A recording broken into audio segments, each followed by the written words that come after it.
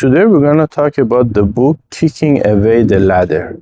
The books talk about how industrialized developed countries, the ones that once colonized the whole world, and they have access to raw material, they have access to capital, and they could build up their industries, tell other developing countries to not follow their own path, meaning kicking away the ladder. Is the ladder that they once helped them to go up. When they get there, when they get to the rooftop, they just kick away the ladder and they don't allow the developing countries follow the same path. In order for countries to have a industrial base, they really need to have industrial policy that is most likely be government-led or publicly financed industrial policy based. Something that a country have plan for it, have capital for it, and could mobilize all the human capital to build the industrial base.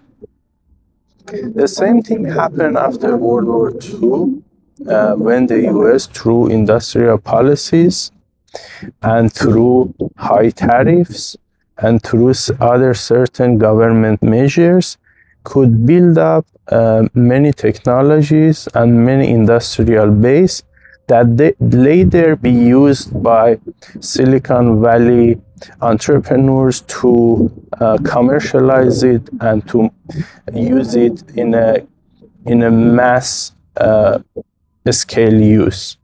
Something like internet that was invented and it was worked on through public finance and through government-led initiative, and later on in 80s and 90s they could commercialize it. They didn't invent internet, they commercialized the internet that was already invented before through government policies. So these countries like the US and other developed countries, through their government policies, through their industrial policy, they could build up this technology, this base. And then after that, they slowly after 1980s, they went through financialization of economy. But for many people that they only experienced the period after 1980s, all they heard was industrial policy and government-led industrial policy is not something good, because that was the thing that come out of this Western university and be taught all around the world, even those countries that are developing countries. So those developing countries really needed the same method to develop, to have an industrial base, but because the idea that was promoted from US universities was to financialize the system, was to make the government as small as possible and don't let the government to enter to economic and industrial policies. In that way, those countries that follow those certain ideology that coming out of after neoliberal situation after 1980s, they were not able to build their industrial base, and because they could not build their industrial base, they never could build institutions that those institutions safeguard those industrial base, and they could have a transition to more financialized economy. But other countries that those developing countries that did not listen to these policies and they followed through their own industrial policy, they were able to make their own industrial base, and they could slowly go to financialization of their economy.